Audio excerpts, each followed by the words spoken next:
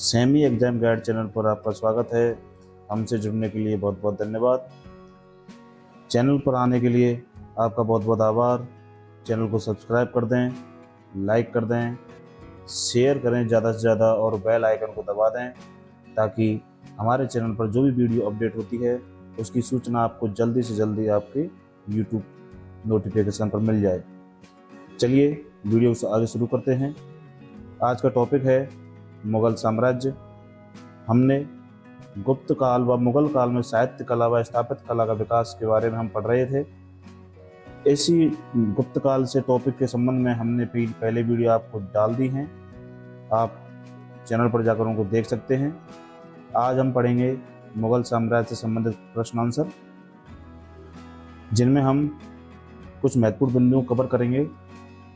मुगल साम्राज्य, स्थापत्य कला, मुगलों की चित्रकला व उनके चित्रकार, संगीत कला और साहित्य, कौन कौन से ग्रंथ किस भाषा में मुगल साम्राज्य में लिखे गए थे। प्रश्न नंबर 1 है,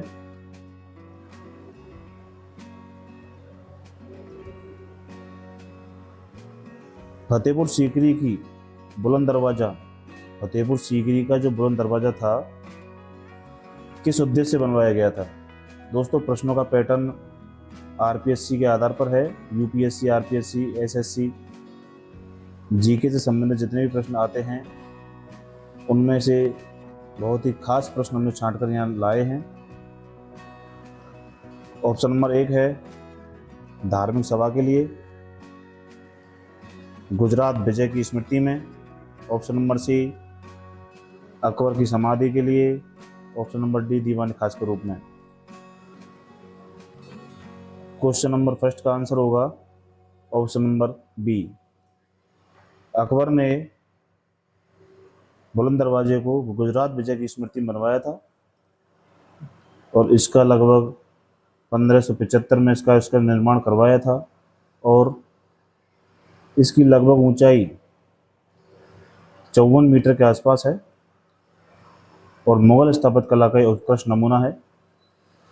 अगला प्रश्न है प्रश्न नंबर 2, ताजमहल में प्रयुक्त मुख्य पत्थर कौन सा है। ताजमहल में जो प्रयोग हुआ है पत्थर, उसमें सबसे ज़्यादा मुख्य पत्थर कौन सा है। बलुआ, सफ़ेद, काला ग्रेनाइट, चूना पत्थर। तो आप सभी को विदित है सफ़ेद संगमरमर का प्रयोग हुआ है। Option number B right answer होगा। ताजमहल का निर्माण दोस्तों शाहजहां ने सफ़ेद संगमरमर से, जो हमारे राजस्थान से ले जाया गया था, राजस्थान के मकराना से। ताजमहल का निर्माण 1632 से लेकर 1648 के बीच में हुआ था और सफ़ेद संगमरमर इसमें प्रयोग हुआ था। नेक्स्ट क्वेश्चन, लाल किले का निर्माण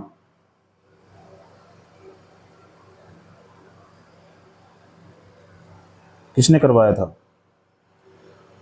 अकबर, शाहजहां, औरंगजेब, जहांगीर। ये दिल्ली के लाल किले का क्वेश्चन है। तो दिल्ली के लाल किले का निर्माण किसने करवाया था। तो लाल किले का निर्माण करवाया था शाहजहां ने। Option number B. 1638 से 1648 के बीच में इसका निर्माण हुआ था और लाल बलुआ पत्थर से हुआ था। लाल बलुआ पत्थर इसमें प्रयोग हुआ था। Question number 4,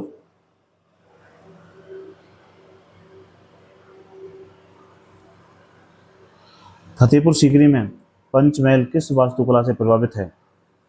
option number A Afghani, B बौद्ध विहार, सी हिंदू मंदिर शैली, डी फारसी शैली। क्वेश्चन नंबर 4 का आंसर क्या होगा। सीकरी में बना हुआ पंचमहल हिंदू मंदिर शैली में बना हुआ है। Option number C. और पंचमहल मंदिरा इसको इसलिए बोलते हैं क्योंकि इसमें 5 मंजिल हैं और हिंदू मंदिरों से और ज़्यादातर गुजरात की हवेलियों की तर्ज पर यह बना हुआ है। क्वेश्चन नंबर 5, एतमाद उद्दौला का मकबरा किसने बनवाया था। Nur Jahan, option number B Mumtaz Mahal, option number C Jahangir, D Shahjahan. Itmad ud Daulah का मकबरा किसने बनवाया था? यह आगरा में स्थित है और इसका निर्माण करवाया था नूरजहां ने। और किसकी याद में करवाया था? नूरजहां ने अपने पिता की याद में करवाया था दोस्तों, जिनका नाम था गियास, मिर्जा गियास बेग। और यह भी सफ़ेद संगमरमर से बना हुआ है, गियास बेग।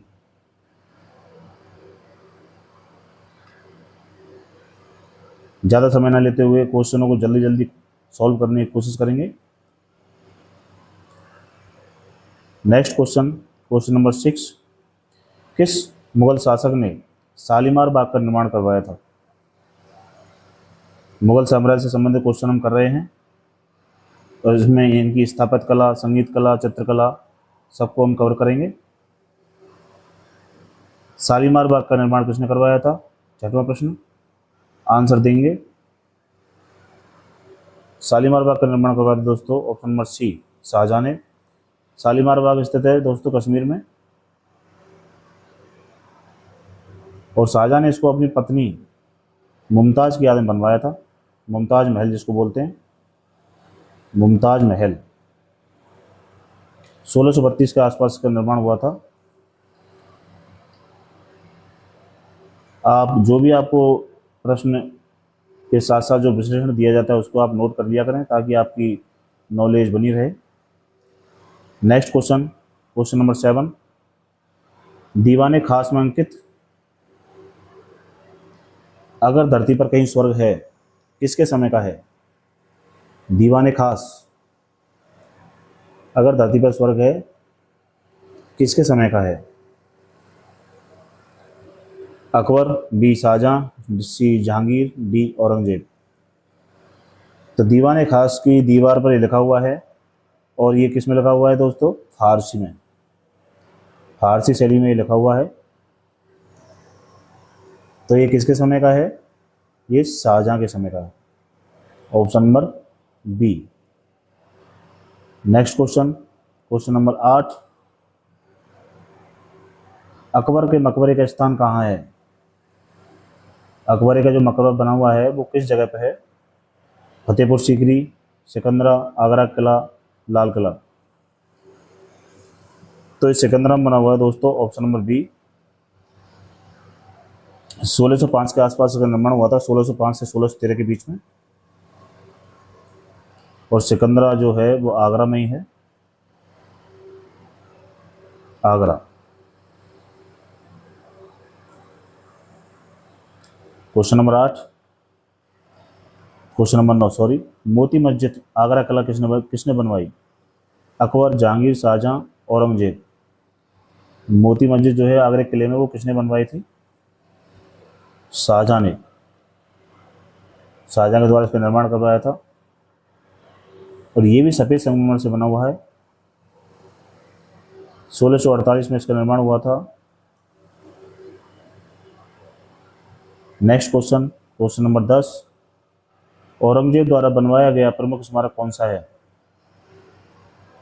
बीबी का मकबरा, जामा मस्जिद, शालीमार बाग, बुलंद दरवाजा।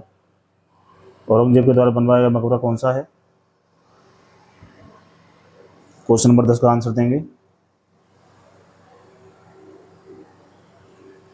तो इसका आंसर है ऑप्शन नंबर ए, ये इसका राइट आंसर है।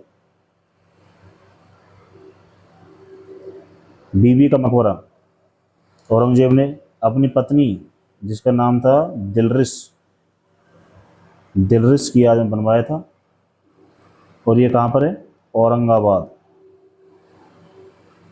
औरंगाबाद में स्थित है। Dilras Banu Begum. Next question, question number 11, Akbar के दरबार में चित्रकला का प्रमुख केंद्र कहाँ था? अकबर के दरबार में चित्रकला का प्रमुख केंद्र कहाँ था? Option A Delhi, Agra, C Fatehpur Sikri और डी लाहौर। आंसर होगा Fatehpur Sikri. Option number C. Akbar ने फतेहपुर सीकरी को चित्रकला का प्रमुख केंद्र बनाया था, जिसमें सबसे ज़्यादा फारसी शैली का और भारतीय शैली का भी उसमें मिश्रण था, लेकिन सबसे ज़्यादा जो शैली प्रयोग में की जाती थी वो थी फारसी शैली। अगला प्रश्न है क्वेश्चन नंबर 12। मुगल चित्रकला में दास्तान अमीर हमजा का चित्रण किसके आदेश पर हुआ था? बाबर, बी अकबर, सी जहांगीर, डी शाहजहां। तो इसे दोस्तों दास्तान अमीर हमजा को एक तरह से विशाल चित्रमाला के नाम से जाना जाता है, विशाल चित्रमाला। और यह 1400 ईस्वी में ये चित्र शामिल किए गए थे, जिनको अकबर के आदेश पर ये बनाए गए थे। Option number B. Next question number 13। Bichitr बासावन और दशवंत किस कला से जुड़े थे?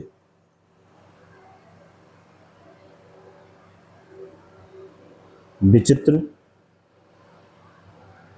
वासावन, दशवंत ये किस कला से जुड़े हुए थे?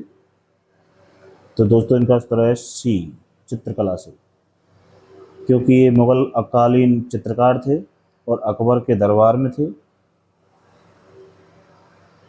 मुगल मिनिएचर शैली में ये प्रसिद्ध थे। ये चित्रकारों के नाम है विचित्र, बासावन और दशवंत। अगला प्रश्न है प्रश्न नंबर 14। जहांगीर काल में चित्रकला का प्रमुख विषय क्या था? जहांगीर के समय में चित्रकला का प्रमुख विषय युद्ध दृश्य, प्रकृति दृश्य, धार्मिक कथाएं, वस्तु चित्रण। जहांगीर के समय में आपको पता है जहांगीर प्रकृति प्रेमी था, तो ऑप्शन नंबर बी राइट हो जाएगा। इसमें क्या है, महत्वपूर्ण पक्षी, पेड़ पौधे, पशु पक्षियां आदि का चित्रण किया जाता था। अगला प्रश्न है प्रश्न नंबर 15। जहांगीर का आत्मचित्र किस चित्रकार ने बनाया? जहांगीर का आत्मचित्र जो था वो किस चित्रकार ने बनाया था? अब्दुल समद, मंसूर, बासावन, विचित्र। तो ऑप्शन नंबर बी मंसूर ने बनाया था, जिनको उस्ताद मंसूर के नाम से जानते हैं। उस्ताद मंसूर जहांगीर काल के महान चित्रकार थे। उन्होंने जहांगीर सम्राट का आत्मचित्र का निर्माण किया था। नेक्स्ट प्रश्न नंबर 16। रागमाला चित्रों की परंपरा मुगल काल में किस दरबार में अधिक प्रचलित हुई? तो option number A Akbar, Shah Jahan, Jahangir, Aurangzeb. सबसे ज़्यादा ये अकबर के काल में प्रचलित हुई थी रागमाला चित्रकला। अकबर ने इसको विशेष महत्व दिया था। रागमाला का मतलब होता है इसमें संगीत और चित्रकला दोनों का मिश्रण होता है, इसलिए इसे रागमाला नाम दिया गया। दोनों का संगम होता है इसमें। नेक्स्ट प्रश्न है 17 नंबर। किस मुगल सम्राट ने यूरोपीय चित्रकला तकनीक को अपनाया था? किस मुगल सम्राट ने यूरोपीय चित्रकला तकनीक को अपनाया था?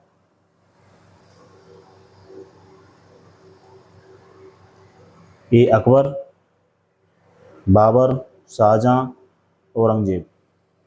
राइट आंसर होगा ऑप्शन नंबर ए अकबर ने, क्योंकि अकबर ने यूरोपीय कलाकारों को अपने देश बुलाया था और छाया प्रकाश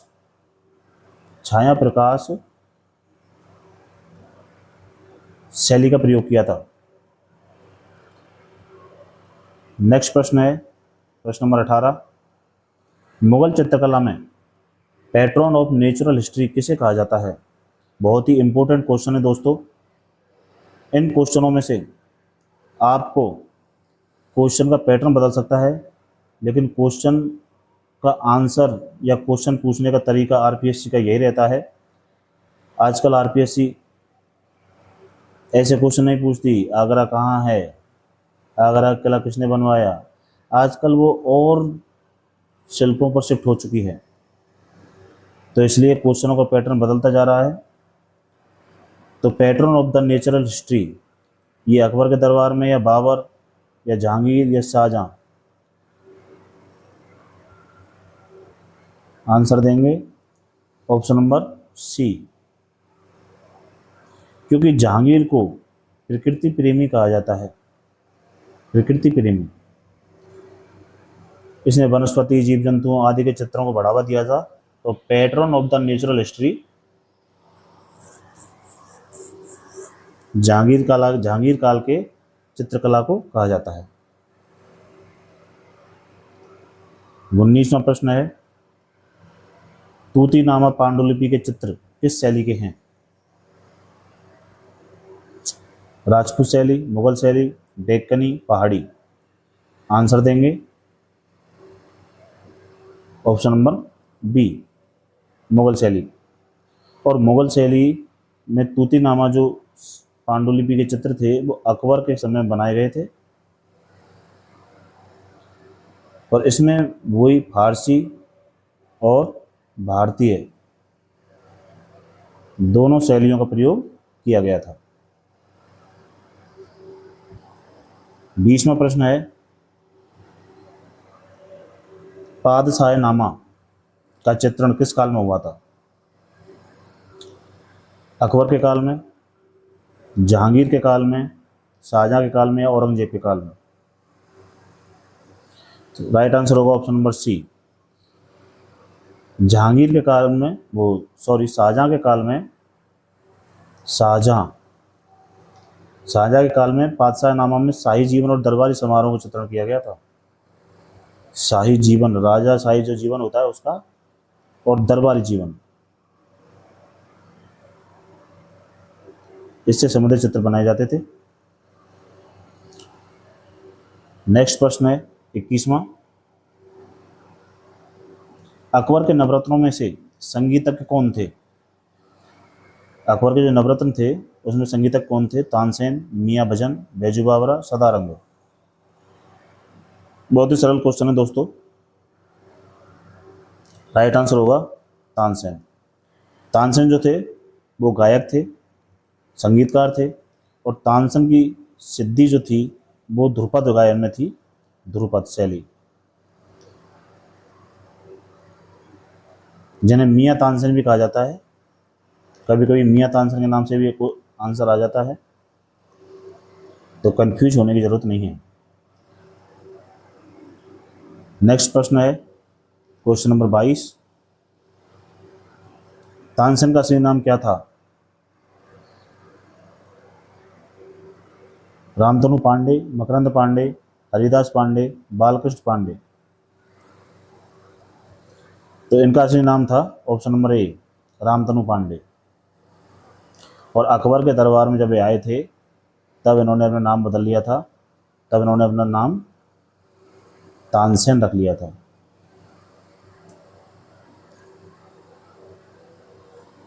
तानसेन वास्तविक नाम इनका नहीं था, इनको दिया गया था। 23वां प्रश्न है, मुगल काल में राग दरबारी कानड़ा की रचना किसने की? ए बिस्मिल्लाह खान, बी तानसेन, सी बैजू बावरा, डी गुलाम अली। सही आंसर देंगे राग दरबारी कानड़ा। राइट आंसर होगा ऑप्शन नंबर बी, ये तानसेन ने लिखा था, तानसेन द्वारा रचित है। अगला प्रश्न, प्रश्न नंबर 24। 50 प्रश्नों की श्रृंखला है दोस्तों, इसमें कुल 50 प्रश्न दिए गए हैं, और 50 प्रश्न ये मान के चलो आप कि मुगल साम्राज्य में से अगर कोई प्रश्न बनेगा तो इनमें से जरूर कोई ना कोई प्रश्न आ सकता है, इनसे संबंधित आ सकता है। क्योंकि हमने सारी टॉपिकों को क्लियर करके चले हैं। तो क्वेश्चन नंबर 24 है, अकबर ने संगीत पर लिखी किताब आईन अकबरी में संगीत का वर्णन किस खंड में दिया है? यहाँ खंडों के भाग दिए गए हैं, तीसरा खंड, पहला खंड, चौथा खंड, दूसरा खंड। ऑप्शन नंबर ए राइट आंसर होगा। तीसरे खंड में संगीत के बारे में बताया गया है, जिसमें दरबार संगीत और संगीत यंत्रों के बारे में बताया गया है, वाद्य यंत्रों के बारे में।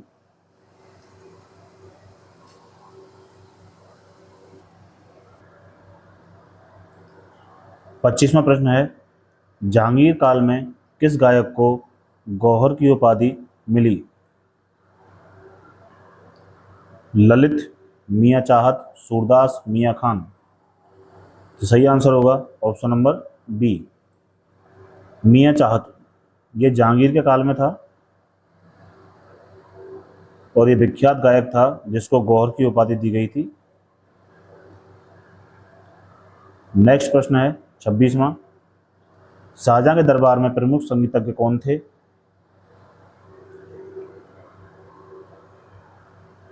लाल खान, सदारंग, बिस्मिल्लाह खान, तानसेन। शाहजहां के दरबार की बात हो रही है दोस्तों। शाहजहां के दरबार में प्रमुख संगीतज्ञ थे ऑप्शन नंबर ए लाल खान। क्वेश्चन नंबर 27, किस मुगल शासक ने संगीत वाद्य यंत्रों के उपयोग को दरबार में कम किया था? अकबर, जहांगीर, शाहजहां, औरंगजेब। कौन सा मुगल शासक था जिसने संगीत वाद्य यंत्रों के उपयोग को दरबार में कम कर दिया था?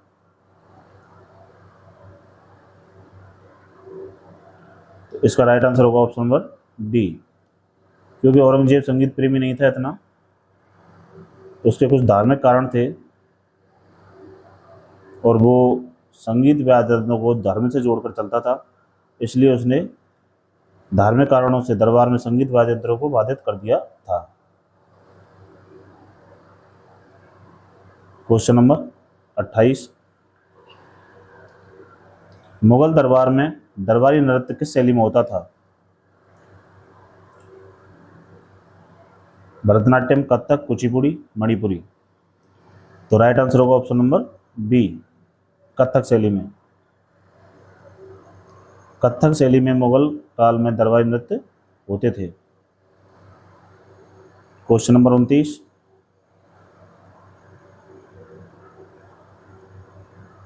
तानसेन के गुरु का नाम क्या था? ग्वालियर के राजा, स्वामी हरिदास, बैजू बावरा, अमीर खुसरो। तो option number B right answer होगा। स्वामी हरिदास जो थे दोस्तों, वो ब्रज के संत थे, ब्रज भाषा में लिखते थे और संगीतज्ञ भी थे। इन्होंने ही तानसेन को संगीत सिखाया था। क्वेश्चन नंबर 30, मुगल काल में संगीत दर्पण ग्रंथ किसने लिखा था? मुगल काल में संगीत दर्पण ग्रंथ किसने लिखा था?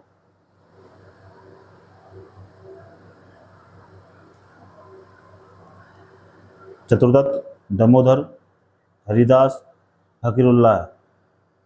तो इसका राइट आंसर होगा ऑप्शन नंबर डी फकीरुल्लाह ने संगीत दर्पण ग्रंथ लिखा था। संगीत दर्पण, इसे राग दर्पण भी कहते हैं, राग दर्पण। और यह ग्रंथ औरंगजेब के काल में ज़्यादा फेमस हुआ था दोस्तों। औरंगजेब के काल में ज़्यादा फेमस हुआ था ये, इसको प्रसिद्धि ज़्यादा मिली थी। क्वेश्चन नंबर 31 होगा, अकबरनामा के लेखक कौन है? अबुल फजल, बदायूनी, फैजी, निजामुद्दीन। बहुत ही सरल क्वेश्चन है। तो अकबरनामा के ऑप्शन नंबर ए अबुल फजल, और ये अकबर के आदेश पे लिखा था अब अबुल फजल ने, और इन्होंने आईन अकबरी भी लिखा था। दोस्तों फर्स्ट ग्रेड और सेकंड ग्रेड सीरीज या चल रही है, इससे हर टॉपिक यहाँ कवर किया जाएगा। हर टॉपिक से क्वेश्चन यहाँ कवर किए जाएंगे। आप चैनल को सब्सक्राइब जरूर कर लें और हर टॉपिक को अपने समय अनुसार मैनेज करके हल करने की कोशिश करें। और आपको चैनल पर सभी प्रकार के वीडियो मिल जाएंगे, हर टॉपिक से संबंधित वीडियो मिल जाएंगे, आप चेकआउट कर सकते हैं।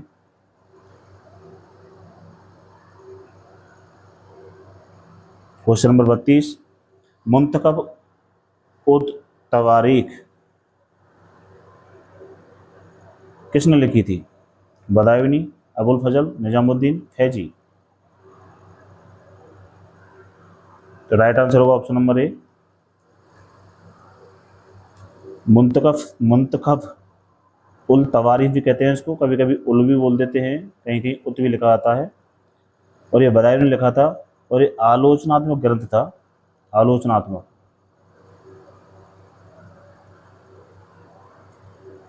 अकबर के काल में लिखा था।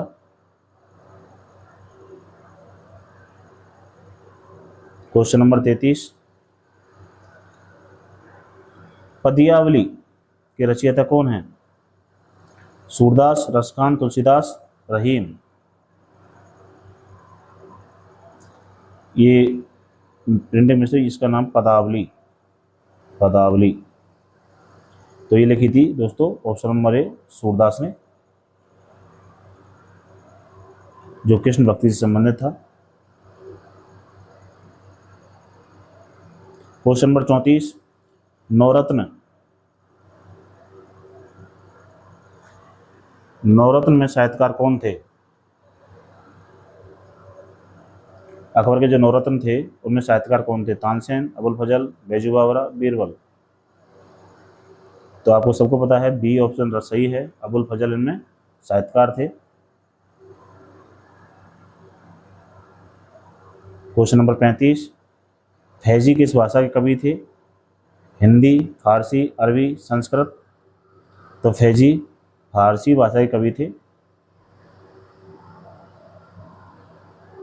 और अकबर के दरबार में थे। क्वेश्चन नंबर 36, जहांगीरनामा किसने लिखा? जहांगीर, अबुल फजल, बदायूनी, शाहजहां।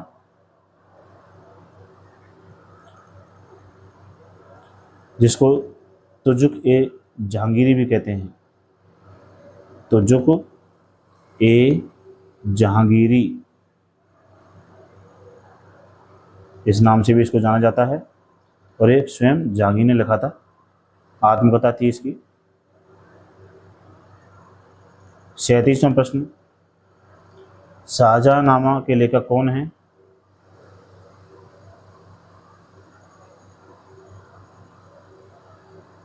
अमीर खुसरो, अब्दुल हमीद लाहौरी, बदायूनी, अबुल फजल। राइट आंसर होगा बी, अब्दुल हमीद लाहौरी, शाहजहां के काल में थे, इन्होंने शाहजहांनामा लिखा था। क्वेश्चन नंबर 38, आईने अकबरी कुल कितने खंडों में विभक्त है? Option number A 2, B 3, C 4, D 5। Ain-i Akbari जो है वो 3 खंडों में विभक्त है, option number B right answer होगा। और तीनों खंड इसमें, पहला खंड जो है वो प्रशासन से संबंधित है, और दूसरा खंड जो है वो सांस्कृतिक विवरण है इसमें, और तीसरा राजस्व व्यवस्था से संबंधित है, राजस्व व्यवस्था से। राज्य व्यवस्था बोल लो, सैन्य व्यवस्था बोल लो, 3 खंड हैं इसमें। नेक्स्ट क्वेश्चन, क्वेश्चन नंबर 39, रहीम किसके दरबार में थे? जिनको अब्दुल रहीम खान खाने बोलते हैं, जो हिंदी के दोहों के प्रसिद्ध लेखक हैं, वो किसके दरबार में थे? तो option number B right answer होगा, अकबर के दरबार में। 40वां प्रश्न है, तुजुक ए बाबरी किस भाषा में लिखी है? फारसी, तुर्की, अरबी, हिंदी। तो ये लिखी है तुर्की भाषा में, option number B right answer. तुर्की, इसको चगताई भी बोलते हैं, चगताई भाषा। नेक्स्ट प्रश्न 41वां, बाबर ने पानीपत की पहली लड़ाई में किसे हराया था? बाबर ने पानीपत की पहली लड़ाई में किसे हराया था? राणा सांगा, इब्राहिम लोदी, बहलोल लोदी, सिकंदर लोदी। सबको पता होगा, बी ऑप्शन सही है। इब्राहिम लोदी को हराया था 1526 में, और इन्होंने मुगल साम्राज्य की स्थापना की थी। क्वेश्चन नंबर 42, अकबर का जन्म कहाँ हुआ था? काबुल, अमरकोट, आगरा, दिल्ली। अकबर का जन्म हुआ था दोस्तों अमरकोट में, ऑप्शन नंबर बी। और अमरकोट वर्तमान में पाकिस्तान में है। 1542 में अकबर का जन्म हुआ था। 43वां प्रश्न है, जहांगीर का वास्तविक नाम क्या था? सलीम, खुर्रम, दानियाल, मुराद। जहांगीर का वास्तविक नाम क्या था? जहांगीर का वास्तविक नाम था option number A Salim. Akbar के पुत्र थे। Next question, question number 44, Shah Jahan का जन्म का नाम क्या था? खुर्रम, सलीम, औरंगजेब, दानियाल। तो शाहजहां का नाम था ऑप्शन नंबर ए खुर्रम। 45वां प्रश्न, औरंगजेब का शासनकाल कब से कब तक था? 1658 1707, 1627 से 1658, 1605 से 1627, 1526 से 1530। ऑप्शन नंबर ए 1658 1607 तक उनका शासन था, जो मुगल साम्राज्य में सबसे लंबा शासनकाल था। मुगल साम्राज्य में सबसे लंबा शासनकाल किसका था? औरंगजेब का। 46वां प्रश्न है, बाबरनामा किस लिपि में लिखी गई थी? देवनागरी, फारसी, नागरी, गुरुमुखी। बाबरनामा, तो बाबरनामा ऑप्शन नंबर बी फारसी लिपि में लिखी गई है, जो किस भाषा में है? तुर्की भाषा में, जिसको चुगताई, चगताई कई नामों से जानते हैं।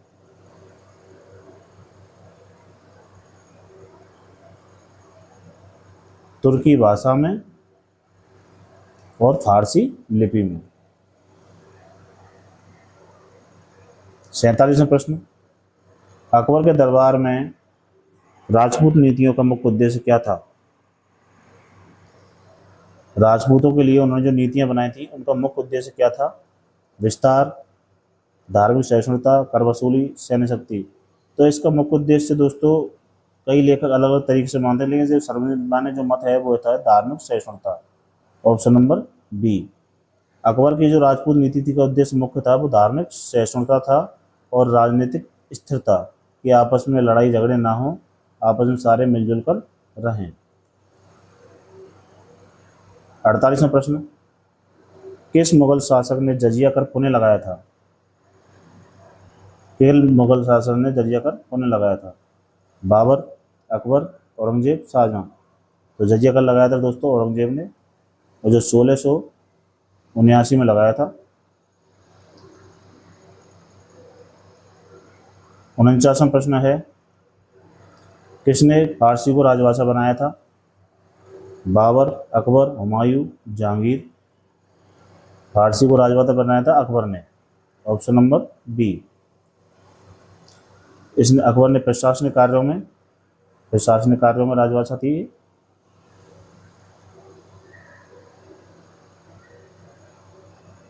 लास्ट क्वेश्चन और अंतिम क्वेश्चन है दोस्तों सीरीज का, मुगल साम्राज्य के पतन के समय भारत में British East India company governor general कौन था? Robert Clive, Warren Hastings, Cornwallis, Dalhousie. Right answer होगा दोस्तों option number B, Warren Hastings. जो 18वीं सदी का उत्तरार्ध मांगे चलो, 18वीं सदी के लास्ट में जब मुगल सत्ता नाम मात्र रह गई तो ये गवर्नर जनरल था। ऐसे नेक्स्ट वीडियो मिलते हैं दोस्तों एक नए टॉपिक के साथ, और चैनल को सब्सक्राइब जरूर करें और बेल आइकन को दबाएं ताकि हर एक वीडियो का नोटिफिकेशन आपको मिलता रहे।